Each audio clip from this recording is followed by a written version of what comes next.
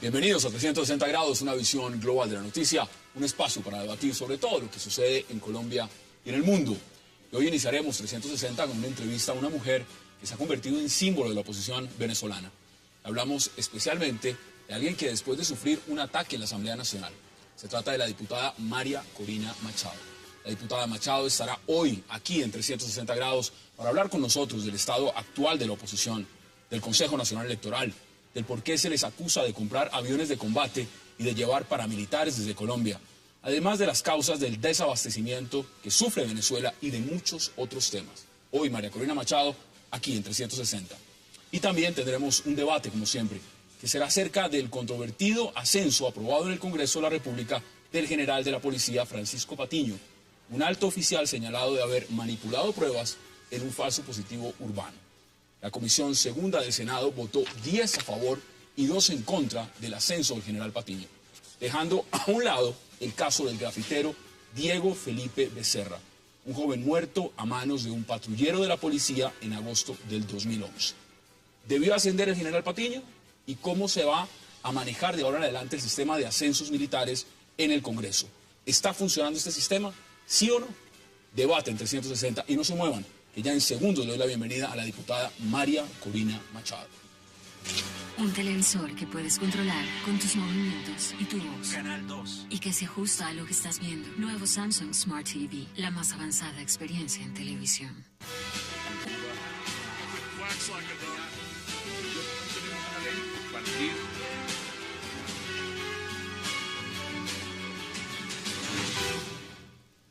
Y qué placer darle la bienvenida esta noche en 360 a la diputada venezolana María Corina Machado. Qué placer volvernos a encontrar, esta vez no vía satélite, sino en persona. Así es, finalmente, Hassan. Qué placer, no, qué placer gusto realmente. Mío, gusto Mire, mío. muchos temas, poco tiempo, porque tiene una agenda usted también apretada, y en eso vamos a tratar de sacar muchos temas al aire. ¿Cómo vio la decisión del Consejo Nacional Electoral en Venezuela, cuando ya, después de hacer esa auditoría general, dice que cero error en los resultados de las elecciones presidenciales? ¿Cómo lo perciben ustedes? Desafortunadamente, sin ninguna sorpresa, porque es consistente con la forma como este Consejo Nacional Electoral se ha venido comportando previo al proceso electoral y, por supuesto, a partir de allí. El CNE se comprometió frente a todos los venezolanos, a partir del planteamiento que hizo la misma noche de la elección Enrique Capriles Radonsky, a hacer una auditoría integral de todos los elementos, todos los instrumentos del proceso electoral. En su momento el propio señor Maduro dijo que él estaba de acuerdo y con este compromiso de Maduro y Tibisay Lucena fue que se fueron todos los presidentes a reunirse en Lima el 18 de abril y acordaron acompañar el proceso. Ahora lo que ha tenido lugar es una farsa evidente en la cual todos sabíamos que el CNE iba a terminar validando su propio procedimiento. Lo hizo. Se negaron a verificar los cuadernos, se negaron a verificar las huellas. Entonces, si esconden todo esto, por algo será. Y la razón es que si abren esto para los venezolanos, se comprobará que al final se robaron las elecciones. El rol de UNASUR ahí, ¿cómo lo ve? Y el rol de la región, porque la región al final de cuentas, en UNASUR dijeron, vamos a reconteo. Reconteo dice, está perfecto. Mire, es muy preocupante. Yo sé que hay muchas personas vinculadas a UNASUR que creen que van a pasar la página y que los latinoamericanos nos vamos a olvidar de este tema.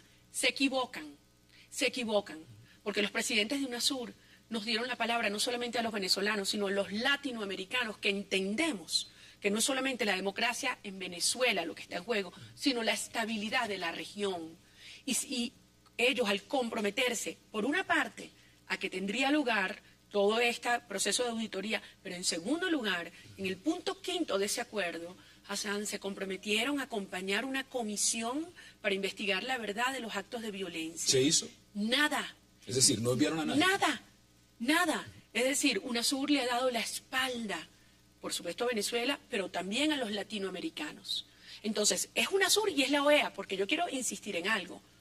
En Venezuela se están violando de manera clara, flagrante, artículos de la Carta Democrática Interamericana. Pero mientras Venezuela hace eso, no es solamente el gobierno de Venezuela quien viola la Carta Democrática Interamericana. ¿Y qué dice el Interamericana. secretario Insulza? Bueno, lo que ha dicho siempre, Inerme. Pero absolutamente indiferente, cruelmente indiferente. Porque cuando él dice que no hay ambiente para discutir en la OEA, número uno, yo le contesté en su momento, ¿qué más ambiente de represión y violencia tiene que haber en Venezuela para que el secretario general de la OEA recuerde que los artículos 19 y 20 de esa Carta Democrática le dan facultades a él para actuar? Bueno, usted fue golpeada en la Asamblea Nacional y eso lo vio todo el mundo. Es más, la vimos después de salir del hospital, la vimos en todos los procesos. ¿Esa persecución es latente cada vez más en Venezuela? Es peor cada día, porque es lo que ha decidido hacer un régimen que se sabe ilegal, ilegítimo e incompetente.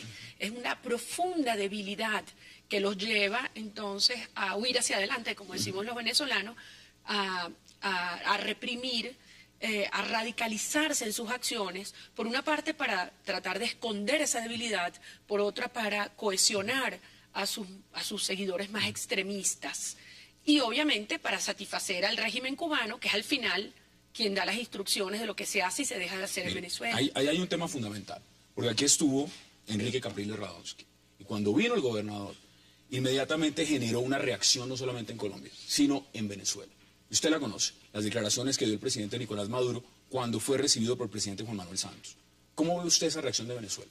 Predecible también, porque días antes el embajador, todos los embajadores de Latinoamérica habían sido reunidos en la Cancillería y les habían dicho que si alguna Cancillería hacía un acto de recibir alguna de las misiones que estamos desarrollando los distintos representantes de la Unidad Democrática en Venezuela y mucho más de nuestro principal líder, Enrique Capriles, pues entonces eso sería considerado como un acto de enemistad.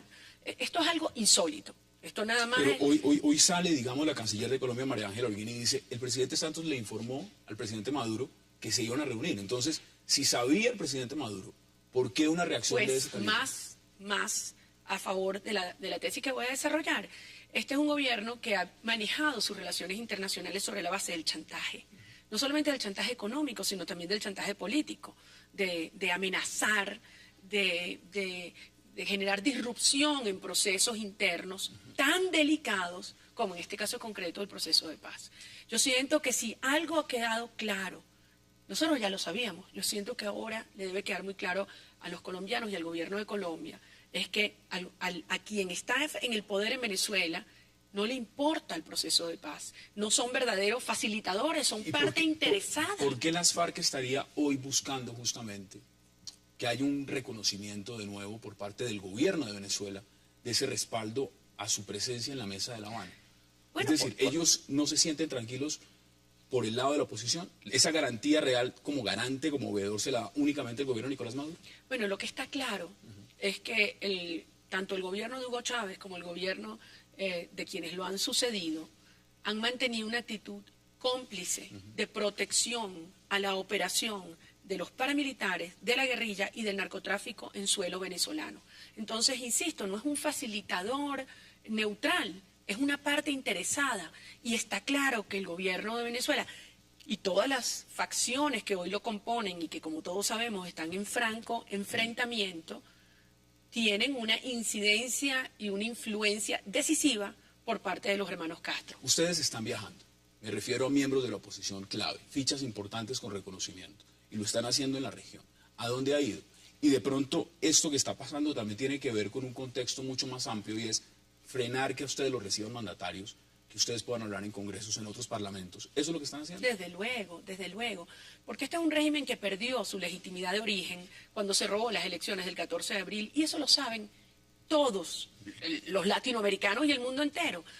Y si quedaba alguna duda, al hacer esta farsa de auditoría y no haber admitido la impugnación ante el TSJ, pues esa duda queda eliminada.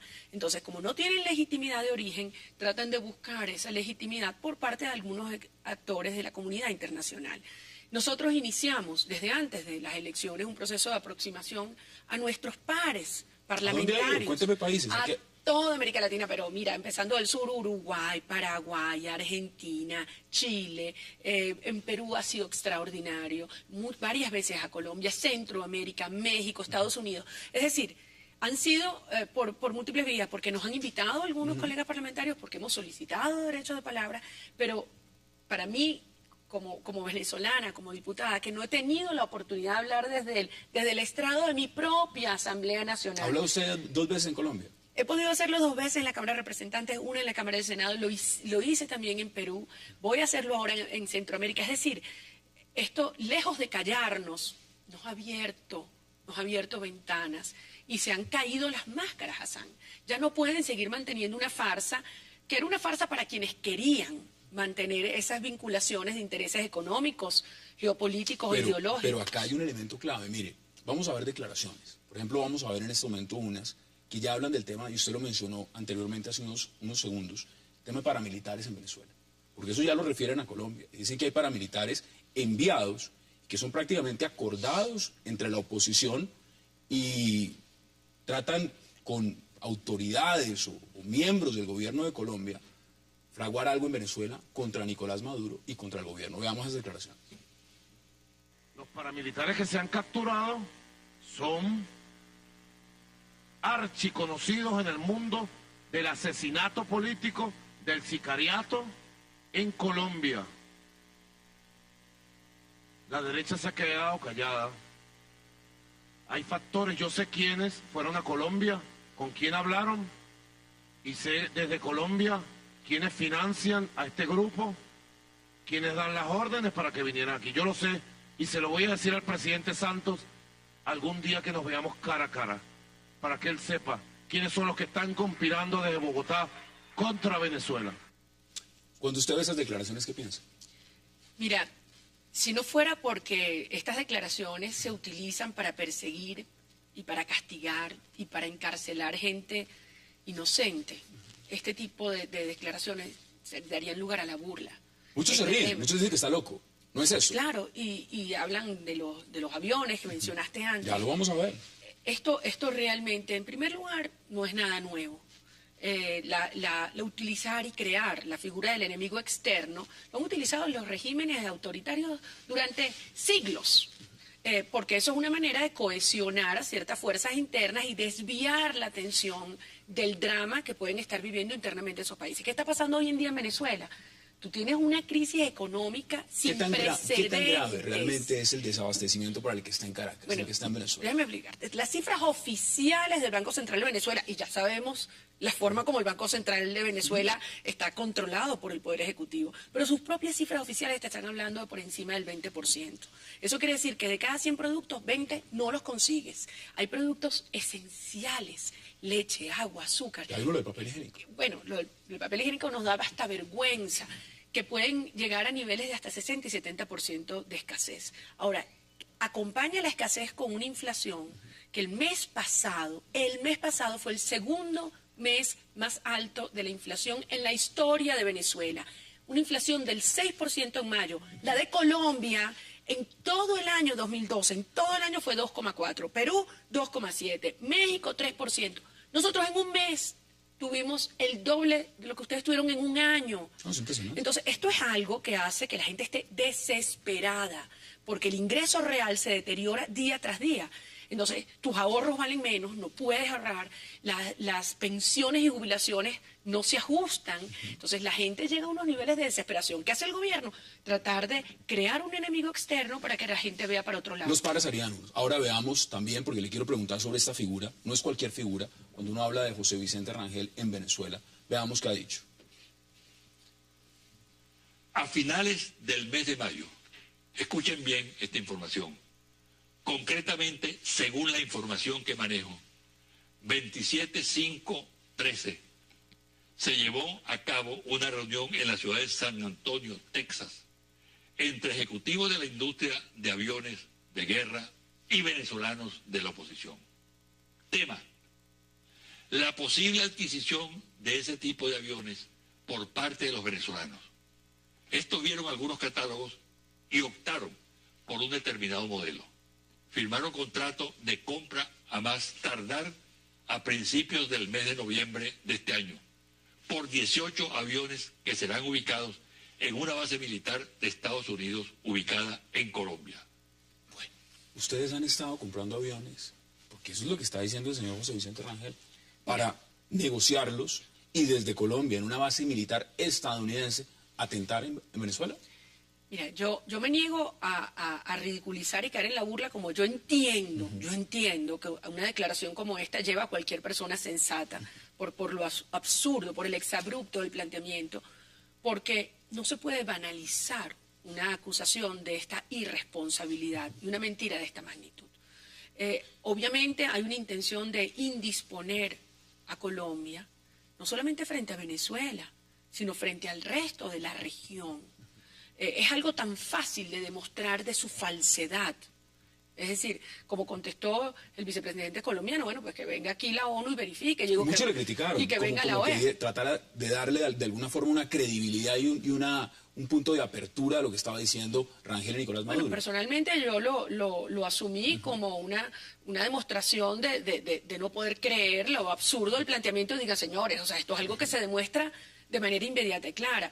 Es más, mi reacción fue, yo quisiera escuchar a algún funcionario del poder en Venezuela con esa apertura a que la Comisión Interamericana de Derechos Humanos pueda venir a Venezuela, donde no le permiten entrar, donde hay tantos casos y tantas investigaciones y denuncias, y el gobierno venezolano se niega a la presencia in situ a los efectos de constatar esto. Entonces, volviendo a este tema de los aviones, miren, yo creo que esto lo que hace es evidenciar nuevamente el nerviosismo, la fragilidad, la inestabilidad del régimen que está en el poder en Venezuela. ¿Por qué? Porque ha salido a flote la magnitud de la descomposición moral, la corrupción. El tema interno dentro del mismo PSV y lo que puede significar, por ejemplo, ese audio, esa revelación que hicieron ustedes de Mario Silva, hablando con el G2 cubano.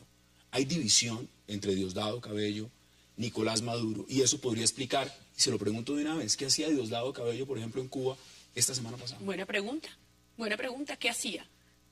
¿Qué hacía? Amenazaba. ¿Qué piensan ustedes? ¿Qué estaba haciendo? ¿Estaba rindiendo cuentas? ¿Estaba pidiendo instrucción? ¿Qué estaba haciendo? Bueno, ¿O qué piensa la oposición en Venezuela? Yo no voy a especular. Hay diversas lecturas. Lo que queda evidentemente en claro es que las tensiones son enormes, profundas, y al final eso se está convirtiendo en una lucha de mafias. Y eso es lo que está ocurriendo en mi país. Es la forma como el crimen organizado ha ido penetrando nuestras instituciones. ¿Usted lo ve tambalear al gobierno de Nicolás Maduro? El gobierno de Nicolás Maduro es minoría y el mundo lo sabe. Este señor ocupa de manera ilegítima e ilegal el poder, pero además ha demostrado una absoluta incompetencia que está llevando a Venezuela a un colapso en todos los planos.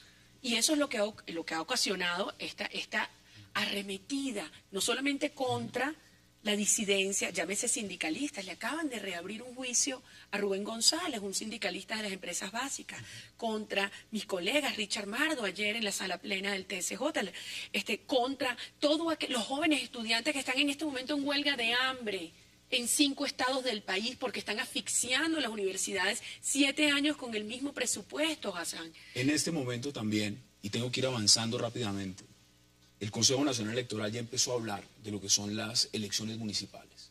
¿Cómo ve usted ese panorama? ¿Qué va a pasar en esas elecciones? ¿Cómo está la oposición para ese periodo? ¿Y por qué empiezan a hablar en este momento del tema?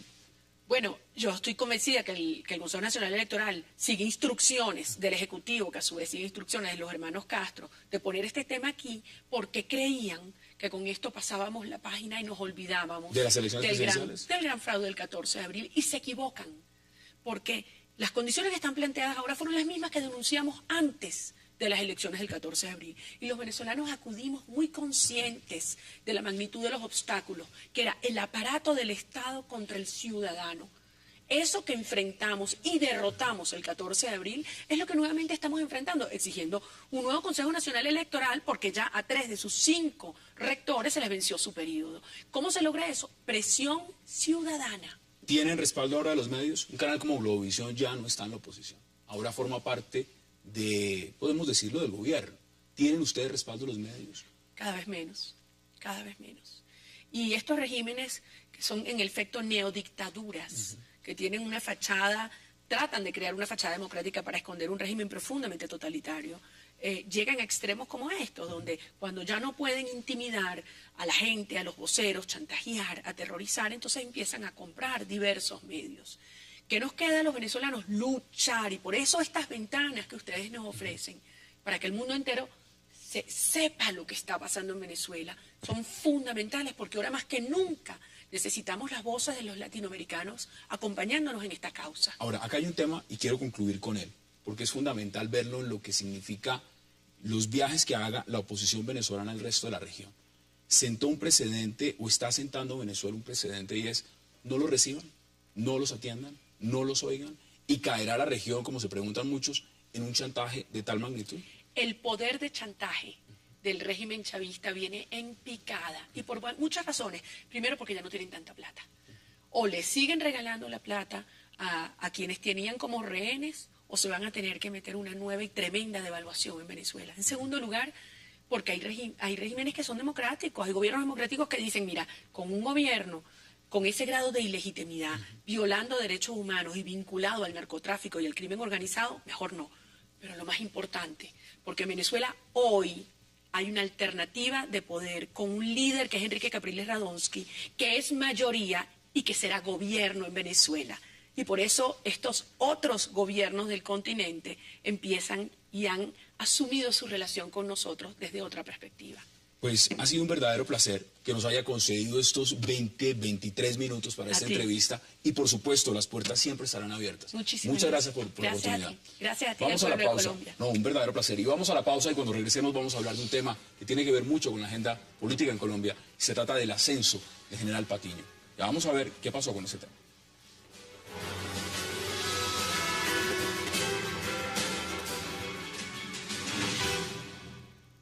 Satisfecho de ver cómo la justicia ha obrado, la justicia divina, la justicia terrenal, y continuaré trabajando por los colombianos en el lugar que me designen. Es lo menos que puedo hacer. La Policía Nacional lamenta esos hechos, la justicia ha hecho lo propio y apoyamos a la justicia en todo momento. La hoja de vida del general Santoyo, los casos en los que él está vinculado son totalmente diferentes a los míos. Veíamos al general Patiño y regresamos a 360 grados, y qué placer para este bloque darle la bienvenida a María Alejandra Villamizar, también a César Marroquín y al senador Camilo Romero. Senador, usted estuvo en la votación, usted estuvo ahí en primera, en todos los medios, lo pude ver en horas de la tarde, y le quiero preguntar, ¿cómo vio usted el tema del ascenso? Mire, estuvimos 3 días porque intentamos algo que finalmente no se dio. Es que el Congreso asuma una responsabilidad política para algo que le compete, y es hacer un juicio político, es decir, control político. Porque el tema penal y disciplinario debe encargarse es la justicia. Digamos, los juzgados, la Corte Suprema de Justicia en el caso del general, y la Procuraduría en los temas disciplinarios. Pero del control político, es decir, del mensaje ético que debe darse a la sociedad colombiana de si éticamente es viable ascender a un general con este precedente, es lo que no se dio allí en la comisión. Pero fue absoluto el apoyo, es decir, fueron 10 votos contra 2, ¿usted me corregirá? Así fue, exactamente. Solo el senador Avirama, que hace parte de la Alianza Social Independiente, él es indígena, votó junto conmigo no a ese ascenso. Y lo hicimos por la consideración que ya he dicho. Porque aquí hay un mensaje al país, más allá de la legalidad, está en juego la legitimidad. Y para eso son los debates de control político. Muchos se preguntan entonces, ¿para qué van al Congreso a tocar esos temas si no es responsabilidad política? María Alejandra, bienvenida, ¿y usted cómo lo ve? ¿Debió darse ese ascenso? ¿Debió votarse mayoritariamente de esa forma o no? Yo creo que la pregunta es, ¿era este el momento para hacer el ascenso? ¿Era este el momento para hacer el debate cuando todavía la justicia no ha terminado el proceso que está evidentemente en etapa preliminar? Pero eso es un indicio suficiente, digamos, para haber tomado un plazo necesario para esperar, porque es que el Congreso y el Senado ya tienen una lección y ya debieron haberla aprendido. El antecedente de todo esto sabemos que es el caso del general Santoyo, que como jefe de seguridad del expresidente Uribe, llamado a extradición por los Estados Unidos por vínculos con el narcotráfico y con el narcotráfico y con los paramilitares, sometió al país a una vergüenza internacional sobre cómo militares vinculados a casos de violación de derechos humanos son ascendidos por el Senado en razón pues de todos estos tipos de argumentos que hoy de alguna manera están sobre la mesa con el ascenso del general Patiño, y es los 30 años de servicio, una vida intachable, una vida llena de condecoraciones. Perfecto, es que nadie está en contra del general Patiño. El problema es que el general Patiño está metido en una investigación. Le voy a decir de qué se trata. La propia Fiscalía tiene una hipótesis basada en serios indicios de que la muerte, estamos hablando del joven Diego Felipe Becerra, lo denominan ya un falso positivo urbano. El mismo fiscal general de la Nación ayer frente a los senadores dijo esto. Entonces, no es una autoridad cualquiera la que está haciendo esto, es la Fiscalía la que está adelantando esta investigación. Aclaró que era una vinculación preliminar. Corrige, senador, lo que dijo el fiscal. En la tengo las declaraciones, veámoslas. Hay resolución de Veámoslas. apertura de la investigación preliminar. Y dijo que en noviembre se tendría razón de la Mira las declaraciones, participación. ahí las tenemos. El joven grafitero fue un falso positivo urbano cometido por algunas unidades de la Policía Nacional.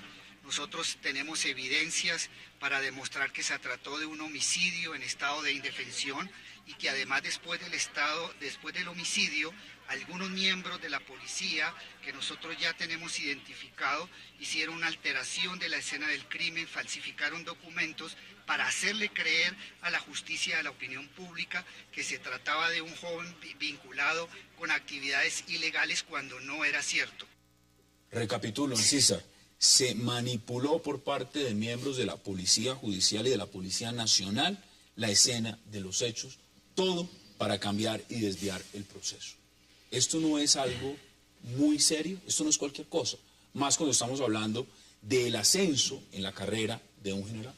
Sí, es demasiado serio y me parece que el Congreso no ha estado a la altura de esta gravedad.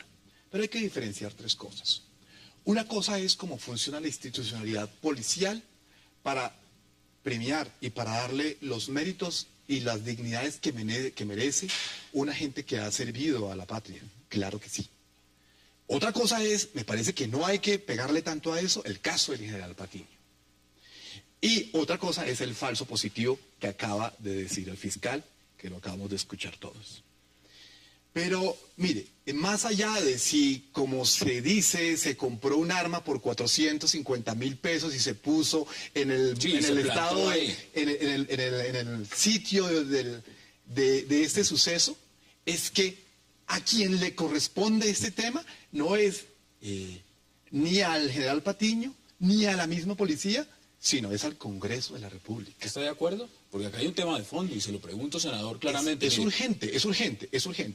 Que el mismo Congreso de la República reforme el procedimiento por el cual se estudian este tipo de casos y sobre todo los ascensos, no solamente en la fuerza pública, policía y militares, sino, oiga, eso hay que ponerle seriedad. Eso no puede ser. Un caso de lo que significó también un caso de un magistrado en la Corte Constitucional. Ahora, yo le pregunto, senador, en estos casos, usted ha sido enfático en declaraciones, ha dicho que a Diego Felipe lo han asesinado 3 veces. ¿Es así o son distintas las declaraciones? No, usé ese término porque el senador Roy Barreras, que vota positivo el ascenso, dice que al muchacho, a Diego Felipe Becerra, lo han asesinado 2 veces. Lo que hoy sentí en la Comisión Segunda es como si lo hubieran vuelto a asesinar. Por eso esa mención de 3 veces asesinado Diego Felipe Becerra. Aquí el dolor de la familia es por algo elemental, pero que en Colombia se convierte en una proeza. Buscar verdad y justicia. Insisto, en los hechos políticos, analizados desde el juicio político, solo hay 2 opciones del general Patiño, como comandante de la Policía Metropolitana el día de los hechos. Que él sabía lo que había ocurrido y ayudó a montar el falso positivo, o todo fue a sus espaldas. Sí. Pero responsabilidad política, a mi juicio, hay por acción o por omisión. Y en este caso hay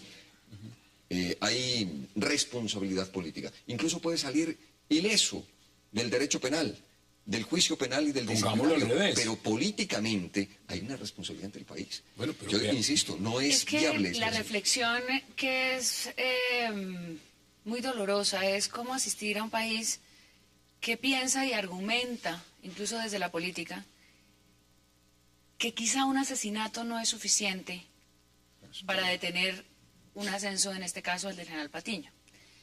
Que quizá el hecho no es tan grave porque no se sabe si realmente...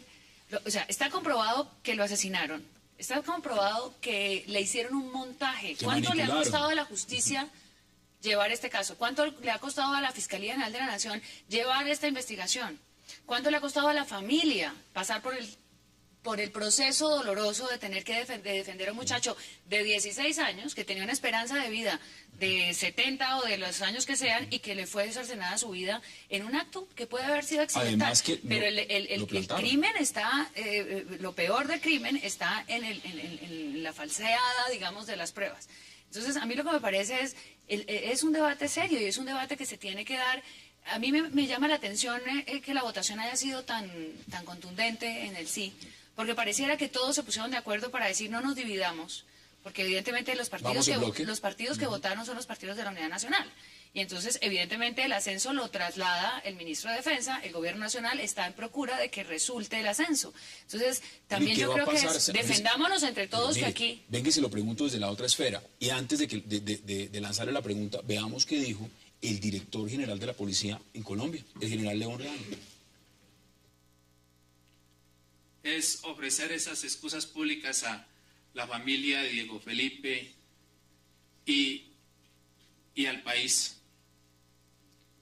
Estos hechos no los compartimos, los censuramos y por eso acompañamos la justicia para que se logre pronto esclarecimiento de este hecho y se castigue a los culpables, sean quienes sean. Eso lo dijo hoy, el día de la votación, el día del ascenso. Muchos se preguntan. Hassan, que eso sí es positivo. Bueno, porque, no, por supuesto. Porque tenía que hacerlo y se lo pedimos de manera expresa. Porque allí estaba Gustavo Trejos, el padre del muchacho asesinado por la policía. Es lo mínimo que podía hacer. Pero esos padres, senador, han venido a este programa, han estado sentados ahí en esa silla y tienen protección de la Unidad Nacional de Protección. Son amenazados ellos mismos de muerte. Andan escoltados con chalecos de protección blindados. Es decir, el hijo fue asesinado. Se lo plantaron además no solamente como un falso positivo, sino que dijeron que era un atracador. Y ahora la persona que estaría al frente supuestamente de todo el manejo de la policía en Bogotá es ascendido. El cuestionamiento viene siendo muy simple y es, ¿está funcionando en Colombia la cadena de control político para lo que son los ascensos de los militares? ¿O realmente el procedimiento es nulo? Claro. La evidencia no hay control político, el Congreso es una notaría. No es judicial, no les pregunto por el judicial, porque eso lo internet, si tienen antecedentes disciplinarios o penales, revisan eso por internet, llegan a la conclusión que no, esa es una labor de notaría, que es más, que la haga la Secretaría del Senado. Pero ¿para qué está el control político si no se aplica? Pero una cosa adicional además, perdón. El tema básicamente es aquí un mensaje equivocado que se le está dando a la opinión pública. Está muy bien que el general, el director de la policía, salga hoy a ofrecer las excusas a los familiares y seguramente al país. Pero como dice el senador, porque se lo pidieron, o sea que si no se lo pide no lo hace. Porque no lo hicieron hace un año cuando se sabía o hace más de tiempo. Pero es que estamos hablando en verdad ya desde el punto de vista penal de un falso positivo, primero. Y segundo, el mismo comandante, director de la policía está ofreciendo excusas. Con una mínima sombra de duda, ¿por qué el Congreso, con tanto afán, hace ¿Qué está diciendo María Alejandra? ¿Es un tema de tiempos o es otra cosa distinta? Es un afán. Y una cosa más, Hassan, yo creo que los medios de comunicación y creo que la opinión pública, la sociedad misma, no sabía siquiera quién ascendía a los generales en este país. Eso se imaginaba que era una cadena de mando, el ministro de Defensa, el presidente de la República. Digamos, estoy hablando un poco de una, casi que de una confesión también de cómo nos enteramos del papel del Congreso y del debate y de la necesidad de saber cuál era la responsabilidad política del Congreso cuando se presentó el caso del general Santoyo. Que ahí se empezaron a botar toda la pelota. Sí, todos que es que lo recomendaron y entonces nosotros votamos la recomendación del ministro. Pero si ya aprendieron de esto, vuelvo e insisto en la lección, ya hoy en día no podemos pasar ni los medios ni la opinión, ni los senadores de agache cuando hay un ascenso complicado. Desafortunadamente estamos en un país con conflicto, desafortunadamente este caso que no tiene que ver con conflicto, se falla, digamos, se resuelve de esta manera, pues entonces uno sí se pregunta un poco mira, al lado suyo qué consecuencia, digamos, cómo son de consecuentes de alguna manera la política. Porque al lado suyo iba a estar sentado el senador Guillermo García Real, pero desafortunadamente a última hora, por el tema de las votaciones de lo que es el fuero militar, en el Congreso no alcanzó a llegar a esta cita. Por eso no tenemos debate, digamos. Exactamente, porque él votó a favor. Exacto, pero yo quisiera comentar dos cosas. Primero, no hay una coherencia institucional cuando es la propia Policía Nacional en su dirección y una junta de generales que proponen este nombre para ser ascendido, el del general Patiño, el respaldo del Ministerio de Defensa. O sea, aquí hay más responsabilidades. El Congreso, por supuesto, tiene la suya. Tiene responsabilidad la Policía Nacional y la dirección y específicamente la junta de generales que proponen ese nombre. Tiene responsabilidad el Gobierno Nacional porque tiene el respaldo del Ministerio de Defensa. Pero digo, no tiene coherencia cuando a un muchacho patrullero de la policía, de base, del nivel ejecutivo de la policía, se le niega el ascenso por cualquier investigación. Si está inmerso en una mínima investigación, por botar un celular, lo que sea, se le niega la posibilidad del ascenso. Y ahora, de manera institucional, se pide el ascenso del general. Primer tema. No, pero es gravísimo, como usted lo plantea. Es que es así. O sea, realmente eso es muy grave. Es así. Entonces queda todo lo malo para la base de la pirámide de la Policía Nacional. Pero la cúpula no. Pero la cúpula la promueven. Y ese es un mensaje pésimo. Yo diría hoy que este mensaje fue grotesco para la base de la fuerza pública. Miren, acá hay un elemento. Uno no puede tampoco abandonar el tema de la presunción de inocencia, porque es un tema fundamental. Y es del derecho penal. Y es del derecho penal. Aquí estamos hablando de un tema de responsabilidad política. Y hasta que la justicia no determine de que aquí hay una culpabilidad frente a la responsabilidad que podría tener el general Patiño, es un hombre inocente. Es así de claro. Ahora, por eso es que hay que evocar el falso positivo. Precisamente. Pero lo que estamos diciendo es, así hay una sombra de duda. Me parece que dentro de los procedimientos para tomar esa decisión, tiene que no haber una sombra de duda. ¿Por qué con esas dudas toman esas decisiones? Es la pregunta. ¿Por qué con esas dudas, como dice el senador, la policía lo presenta, lo promueve? ¿Sí? ¿Y por qué el Ministerio de Defensa lo avala? ¿Por qué si hay la duda? Mire, la duda se han dado dudas con Santoyo. magistrados como Alberto Rojas. Se han dado ¿De una institución de la Procuraduría? Bueno, yo quedé con 2 puntos, me quedan debiendo un segundo. El segundo es justamente lo que sucedió con Santoyo. Cuando se declara culpable abiertamente, y no de cualquier cosa, es decir, de vínculos con los paramilitares, un delincuente, llego a la Comisión Segunda y les llevo una proposición. De manera institucional, pídanle perdón al país por haber ascendido al general Santoyo. ¿Y qué hicieron? Se armó la de Troya. Dijeron, no, es que nosotros no fuimos. No, yo estoy hablando de una responsabilidad institucional de la Comisión Segunda. Como miembro de la Comisión Segunda lo estoy proponiendo. Hicimos la votación, quedamos 4-4. Y nunca más se volvió a tocar el tema. Entonces no asume responsabilidad política el Congreso. Y lo más grave, la conclusión de esto, es que se esconden en el derecho penal. Dicen, no somos jueces, no podemos condenar.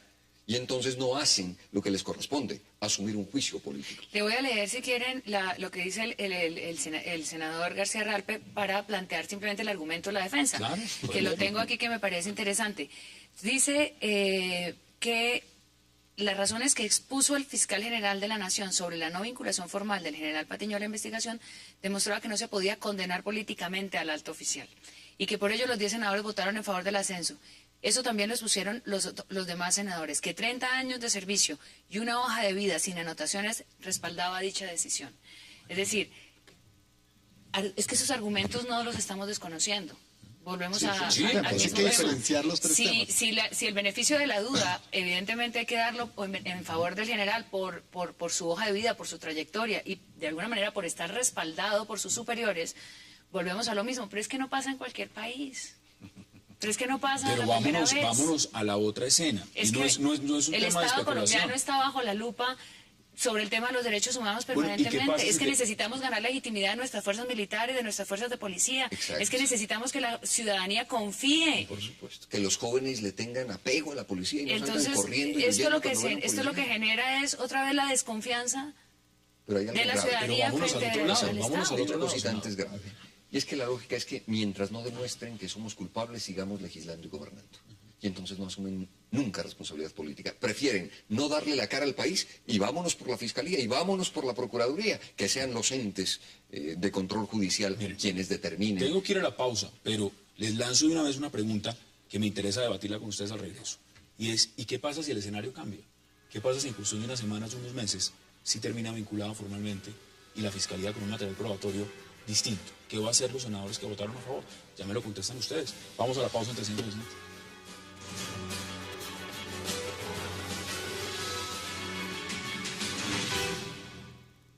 Algo que pues nosotros estamos muy satisfechos es que en la Comisión Segunda, que a través de este debate se logró confirmar toda la inocencia de Diego Felipe. Nos queda un sinsabor y primero que mi señora no está, segundo que la Policía Nacional no haya tenido el honor y la ética de haber pedido disculpas por iniciativa propia y que hayan tenido que ser obligados para pedir esas disculpas. Nosotros en varias oportunidades les pasamos varios documentos solicitándoles esas disculpas y el general Edgar Orlando Vales nos contestó que no lo iban a hacer hasta que hubiera una decisión de un juez o una corte los obligara. Y pues es triste que los hayan tenido que obligar para darles. Pues es un ascenso que se ha dado de acuerdo a la ley, es un ascenso que se está dando respetando la institucionalidad y o sea, primero son las instituciones, como siempre le he dicho, y pues ya aquí lo que cabrá es esperar el proceso penal y que el general Patiño demuestre pues si es inocente, si no. Regresamos a 360, es el padre del grafitero. La pregunta que lancé antes de ir a la pausa, ¿usted cómo ve ese escenario? Si eso llega a cambiar, si es aburridor entrar en el plano de la especulación, pero si llega a haber una acusación formal de la Fiscalía, ¿qué van a decir los congresistas que votaron a favor? Les va a quedar muy difícil, Hassan, pero lo cierto es que lo que pudo ser un crimen, rechazable, por supuesto, bajo todas luces reprochable, mire, va a terminar convertido en un crimen de Estado. Lo que fue un crimen de un patrullero. Un crimen de Estado porque queda demostrado el falso positivo y porque los congresistas aprobaron el ascenso. Y sigue esa irresponsabilidad política. Y entonces se pierde algo, que es el fortalecimiento de la democracia. Si seguimos escudados en el derecho penal y disciplinario, nunca se va a asumir la responsabilidad política. Y eso significa no ganarnos legitimidad. Y cuando no se gana legitimidad, no se tiene la confianza de la sociedad. Es por eso que es grave lo que aquí ha ocurrido en el Senador, Congreso. se lo pongo en otros términos. El tema de la responsabilidad política en Colombia, eso es un país que perdió 75.000 kilómetros cuadrados de mar y no se ha dado la primera renuncia. Nadie asumió la responsabilidad política. Nadie ha levantado la mano a decir, fue mi culpa. Yo los perdí. Bueno, Lord Harrington, ¿hacemos una lista? Bueno, claro, podemos hacer una lista, pero el tema de fondo es eso. Pongamos una fecha para poder terminar, porque de inicio... Lord Harrington, para poner un ejemplo, renuncia en Inglaterra por no saber que el gobierno argentino de la época iba a intentar retomar las Islas Malvinas. Solo por no saberlo. No, renuncia. Aquí perdimos. Y asume una responsabilidad política. Acá la lógica es una lógica que viene desde hace muchos años, Hassan. Voten antes que los lleven a la cárcel. Mire, ¿cuál es? Y realmente quiero empezar a concluir sobre este punto, y es, ¿cuál es el camino entonces? Hay que reformar el sistema, hay que hacer cambios en lo institucional, hay que mirar realmente si la forma como se está desarrollando este modelo, ustedes me dirán si fue copiado de los Estados Unidos o no, es operativo, o hay que pensar en otras alternativas. ¿Usted cómo lo ve? Mire, a mí me parece que simplemente aquí hay un abuso del Congreso con la opinión pública, hay un abuso de la Policía Nacional y hay un abuso del Ministerio de Defensa. Me parece que en eso los televidentes y nosotros tenemos que estar de acuerdo. Pero a los abusos hay que poner límites. El primer límite es a la policía. Necesitamos, senador, mirar esos procedimientos adentro de la policía. ¿Cómo se están teniendo en cuenta esos requisitos para que la policía postule uno de sus efectivos a un cargo como el general de la República, que no es cualquier cargo? Es el mayor. Y el hecho, además porque va a quedar en la línea de mando. Pues imagínense. Y para eso es que lo ascienden. Segundo, ¿cómo el Ministerio de Defensa entonces es un invitado de piedra? Entonces todo lo que le presente la policía, entonces el Ministerio de Defensa dice, ay sí, bueno, entonces postulémoslo. ¿Cómo así que el Ministerio de Defensa entonces no tiene? El presidente de la República es el comandante en jefe de las Fuerzas Armadas. ¿Cómo así que no tiene un procedimiento, unos criterios para revisar la hoja de vida de las personas que van a elegir? Y el Congreso, ¿será que entonces, que como reiterativamente lo está haciendo, como Santoyo, como ahora, con este afán para poder ascender, ¿será que es que no puede cumplir con esta tarea? No, ¿Será que es que la comisión segunda no? ¿O será que los senadores de esa comisión no deben tener esa tarea? Pero, o sea, es ahí donde hay que poner un límite. La pregunta que hay es como usted tiene un filtro de agua. Usted pone el filtro de agua. La pregunta es, ¿está funcionando el filtro o no está funcionando el filtro? ¿En este momento usted cree que está funcionando el filtro? Yo creo, y voy a decir algo un poco desde la intuición del escenario, porque no conozco exactamente qué papel va a jugar el general Patiño dentro de la policía en el futuro. Pero sin duda hay argumentos de peso y hay razones de peso para que se hayan dado esta pela.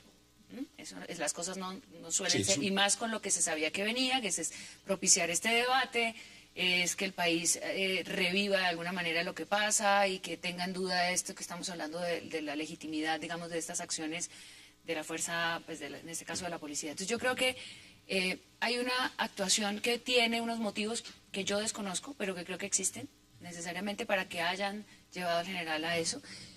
Yo creo y la verdad siento que de alguna manera vamos a terminar como apareciendo como enemigos pues de la policía o enemigos de la fuerza pública. No se trata de eso, es generar las reflexiones que en este país son necesarias cada tanto tiempo volver a traer, porque es que me parece que este es justamente uno de los escenarios en donde dicen la noticia pasa en unos días.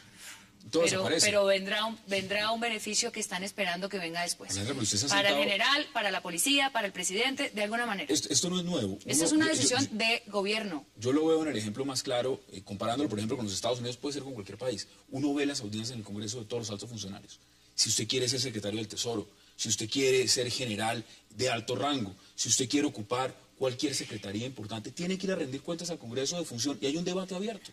Y en ese debate se fijan responsabilidades políticas. Hay cosas que tienen que ver con la vida personal de los funcionarios que van a asumir grandes, pues que van a tener cargos importantes en el Estado que descartan a una persona en otro tipo de sociedades. Estamos hablando de un asesinato, de una responsabilidad que es un mensaje de la sociedad. Entonces yo sí creo que esas son como las colombianadas que a veces a uno le molestan tanto, que son como tomar a la ciudadanía un poco en asalto. Vuelvo y le doy el poder ejemplo pasar por encima un poco del deber ser de las cosas y hacerlas de una manera que sí, es que el papá decía, fue una salida institucional y se hizo legalmente, puede que sí, pero si seguimos pegados a eso, pero estamos ¿cuántos casos llevamos de esto? Mire, no lo pongamos ético. Simplemente en el tema de la policía. Mire, pasó con el magistrado Rojas, con serios cuestionamientos, y fue inmediatamente por el Congreso mayoritariamente aprobado para la Corte Constitucional. Los magistrados de la justicia están yéndose a pasear. Bueno, estamos viendo esto, es una coyuntura mucho más amplia, no simplemente en el tema de la policía puntual. Entonces, la gran pregunta que yo hago, y se la hago a usted, senador, porque es muy juicioso en el tema, es ¿qué pasa en el Congreso?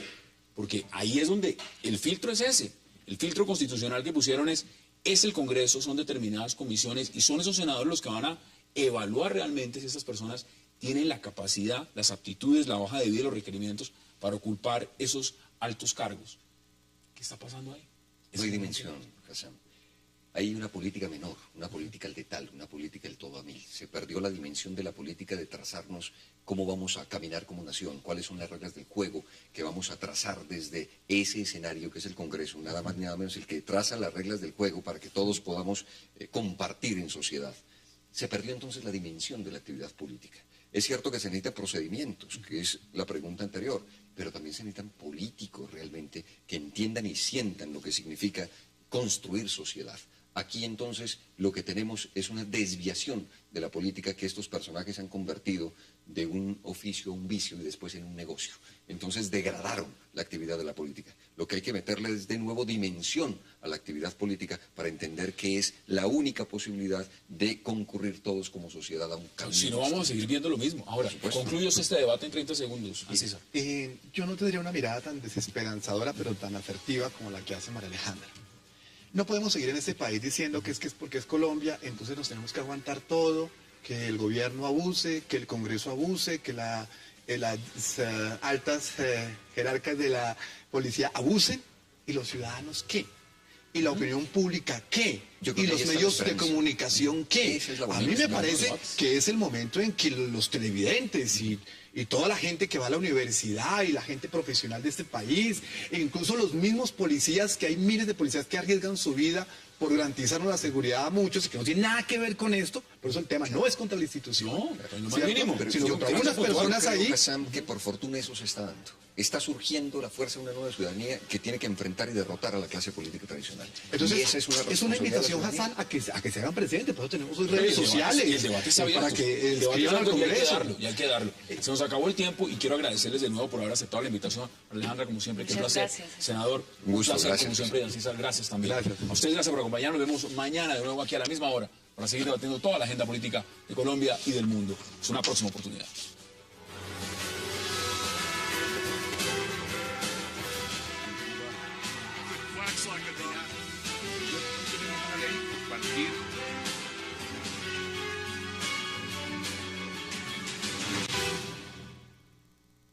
Venezuela.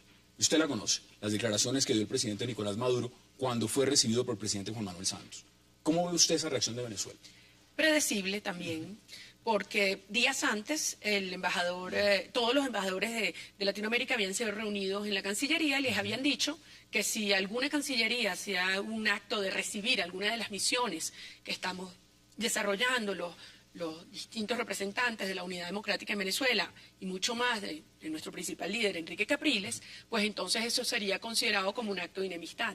Esto es algo insólito. Esto nada más. Pero hoy sale, digamos, la canciller de Colombia, María Ángela Holguín, y dice, el presidente Santos le informó al presidente Maduro que se iban a reunir. Entonces, si sabía el presidente Maduro, ¿por qué una reacción de ese calibre? Más a favor de la tesis que voy a desarrollar. Este es un gobierno que ha manejado sus relaciones internacionales sobre la base del chantaje.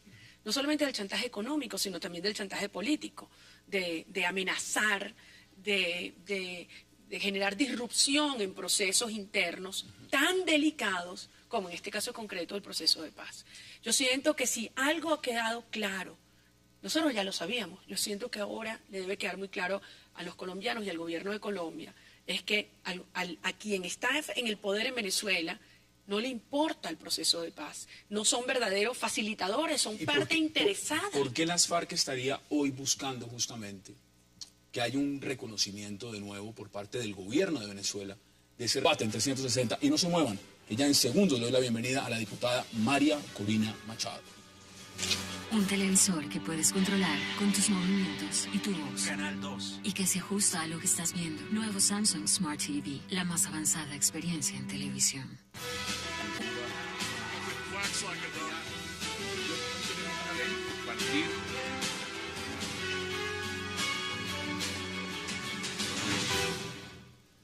Y qué placer darle la bienvenida esta noche en 360 a la diputada venezolana María Corina Machado. Qué placer volvernos a encontrar, esta vez no vía satélite, sino en persona. Así es, finalmente. Finalmente, qué placer, no, qué placer gusto realmente. Gusto mío. Muchos temas, poco tiempo, porque tiene una agenda usted también apretada, y en eso vamos a tratar de sacar muchos temas al aire.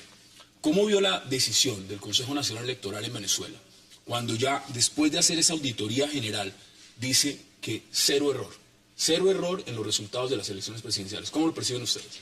Desafortunadamente, sin ninguna sorpresa, porque es consistente con la forma como este Consejo Nacional Electoral se ha venido comportando previo al proceso electoral y, por supuesto, a partir de allí. El CNE se comprometió frente a todos los venezolanos, a partir del planteamiento que hizo la misma noche de la elección Enrique Capriles Radonsky, a hacer una auditoría integral de todos los elementos, todos los instrumentos del proceso electoral. En su momento el propio señor Maduro dijo que él estaba de acuerdo y con este compromiso de Maduro y Tibisay Lucena fue que se fueron todos los presidentes a reunirse en Lima el 18 de abril y acordaron acompañar el proceso. Ahora lo que ha tenido lugar es una farsa evidente en la cual todos sabíamos que el CNE iba a terminar validando su propio procedimiento. Lo hizo. Se negaron a verificar los cuadernos, se negaron a verificar las huellas. Entonces, si esconden todo esto, por algo será. Y la razón es que si abren esto para los venezolanos, se comprobará que al final se robaron las elecciones. ¿El rol de UNASUR ahí, cómo lo ve? ¿Y el rol de la región? Porque la región, al final de cuentas, en UNASUR dijeron, vamos a reconteo. Reconteo dice, está perfecto. Mire, es muy preocupante. Yo sé que hay muchas personas vinculadas a UNASUR que creen que van a pasar la página y que los latinoamericanos nos vamos a olvidar de este tema. Se equivocan, porque los presidentes de UNASUR nos dieron la palabra no solamente a los venezolanos, sino a los latinoamericanos que entendemos que no es solamente la democracia en Venezuela lo que está en juego, sino la estabilidad de la región. Y ellos, al comprometerse, por una parte, a que tendría lugar todo este proceso de auditoría, pero en segundo lugar, en el punto 5 de ese acuerdo, Hassan, se comprometieron a acompañar una comisión para investigar la verdad de los actos de violencia. ¿Se hizo? Nada. Es decir, no enviaron a nadie. Nada. Es decir, UNASUR le ha dado la espalda, por supuesto a Venezuela, pero también a los latinoamericanos. Entonces, es UNASUR y es la OEA, porque yo quiero insistir en algo. En Venezuela se están violando de manera clara, flagrante, artículos de la Carta Democrática Interamericana. Pero mientras Venezuela hace eso, no es solamente el gobierno de Venezuela quien viola la Carta Democrática Interamericana. ¿Y qué dice el secretario Insulza? bueno, lo que ha dicho siempre, Inerme. pero absolutamente indiferente, cruelmente indiferente, porque cuando él dice que no hay ambiente para discutir en la OEA, número uno, yo le contesté en su momento, ¿qué más ambiente de represión y violencia tiene que haber en Venezuela para que el secretario general de la OEA recuerde que los artículos 19 y 20 de esa Carta Democrática le dan facultades a él para actuar? Bueno, usted fue golpeada en la Asamblea Nacional y eso lo vio todo el mundo. Es más, la vimos después de salir del hospital, la vimos en todos los procesos. ¿Esa persecución es latente cada vez más en Venezuela? Es peor cada día, porque es lo que ha decidido hacer un régimen que se sabe ilegal, ilegítimo e incompetente. Es una profunda debilidad que los lleva entonces a huir hacia adelante, como decimos los venezolanos, a reprimir, a radicalizarse en sus acciones, por una parte para tratar de esconder esa debilidad, por otra para cohesionar a sus seguidores más extremistas y obviamente para satisfacer al régimen cubano, que es al final quien da las instrucciones de lo que se hace y se deja de hacer en Venezuela. Ahí hay un tema fundamental, porque aquí estuvo Enrique Capriles Radonsky, y cuando vino el gobernador, inmediatamente generó una reacción no solamente en Colombia, sino en...